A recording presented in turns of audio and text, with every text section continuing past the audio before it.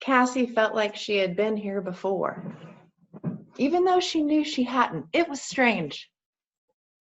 Every time she felt like she was having deja vu, she kind of got a little bit of creepy crawly up the back of her neck. And she couldn't decide if she liked it or if she was scared of it. Her grandmother had always told her about deja vu, how it was the whispers coming, reminding you of where you'd been before. And that was kind of nice because Cassie was on the way to her grandma's house. She hadn't seen her in a few months, and she had left college so that she would be able to go see her grandma. She sent her a letter in advance, which is the way her grandma liked to communicate, and let her know that she'd be coming. Cassie got off the train and got into a taxi and made her way to her grandma's door. She knew that there'd be cookies waiting, but what she really wanted to do was tell her grandma about everything that was going on at school. She got out of the taxi car and paid the very nice taxi driver, handed him his tip, turned around, and walked up the sidewalk to her grandma's door. She had just rung the doorbell when her grandma swung the door open wide. And Cassie said, "Grandma, it's me." And her grandma said, "Of course it's you. I'm not stupid. I still remember who you are. Come on in, dear one. Sit and let's talk." And as was typical of her grandmother, she had already made some tea and the amazing Toll House cookies that Cassie loved so very, very much. And there was her chair all prepared and set by the hearth for her. And her grandmother sat there and they shared that lovely tea and those wonderful warm, ooey gooey cookies together. And her grandmother said, "Oh, dear one, tell me what has been going on with you." And it was at that moment that Cassie's heart swelled, and as she began to share what was going on at school, she looked at the grandfather clock in the corner and noticed that the time was off. This was so unlike her grandmother, who was always prepared, always taking things in advance. And she said, "Grandma, why is the clock off?" And her grandmother said, "Darling, am I next or no? Yes. Right? Yes. Mm-hmm. Darling, I didn't even know that clock was off. And I know how important it is for all of you in the family to realize that it's always perfect. I promise you that I'm going to do something about it. But you know, at night, it seems to be fine until almost midnight. And somehow, when midnight comes, it just goes off a different way.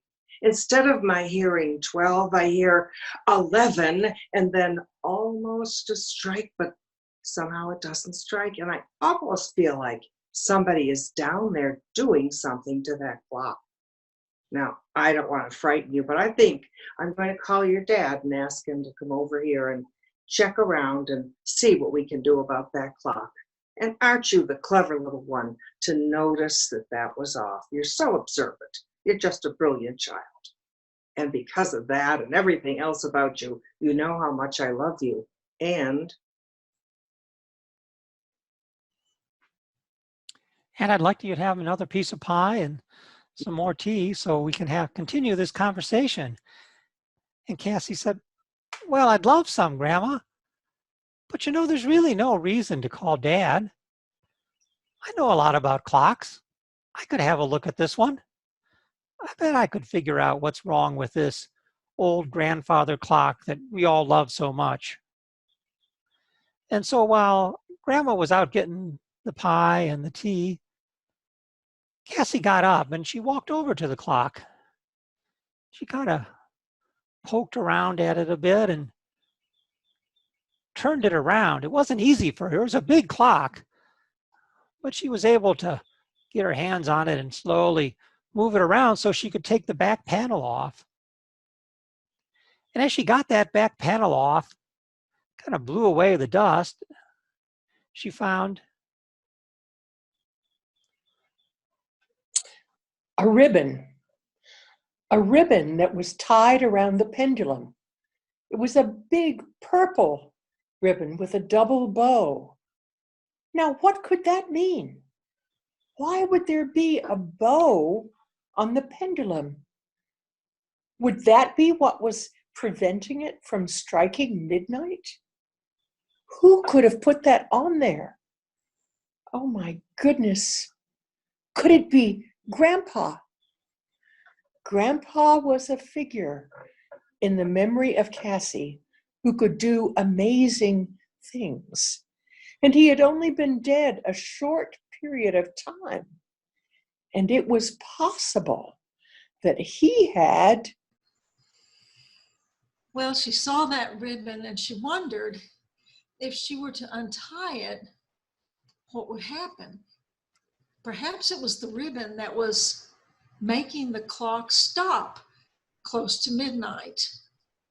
And yet, while she thought about this, the idea of actually taking that and the possibility that it might have been Grandpa who put it there before he died, she really didn't know what to do. So she decided she had to get Grandma, tell her what she found, and ask her what she thought about it. So she walked down the hallway and made her way to the kitchen and found her grandma, who was making even more cookies at that point in time because there never could be enough cookies in Grandma's house. The pie was almost gone and the sweets just could not run out. And as she approached Grandma to tap her on the back of the shoulder, she got that funny feeling again, like she'd been here before, like she had been in exactly that place, in exactly that way, standing at exactly that height, not as a small child, but as her own age, getting ready to tap her grandmother. And it so made her feel funny up the back of her neck again that she even changed hands so that she would tap with the other one. And even that made her feel like something that she had seen before. So she dropped her hands all together and said, "Grandma." And she startled her grandma, and her grandma said, "You know what, Cassie? I just knew you were going to come right out behind me at exactly that moment. And I thought you were going to tap me, and then I thought you weren't, and you didn't. Do you feel like we've been here before?" And Cassie said, "Grandma, I do. And there's something I've just got to show you." And so they walked back down the hallway, and she helped Grandma kind of squeak behind the back of the grandfather clock because there was just this small space where she had been able to use her shoulder and edge it out. She said, "Do you see that? It looks like there's a ribbon. It's tying the pendulum together. And I'm wondering if that is creating the stop near midnight." And it was almost as if her grandma stopped breathing. She said, "Cassie, I've seen that ribbon before."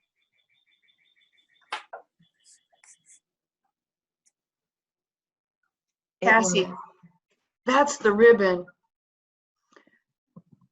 that your grandfather used in one of the letters that he wrote to me, one of the love letters when he was away in the war. And he sent that ribbon to me that he had found over in the war. And then I used that ribbon to tie and keep all of his letters together.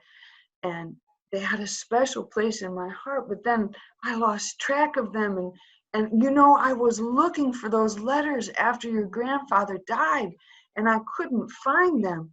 But now here's that ribbon. It has to mean something. It has to be your grandfather. And it's so interesting that there is that ribbon affecting those pendulums right at midnight, right as one day transitions to the next, right at that special time of the night, that magical time.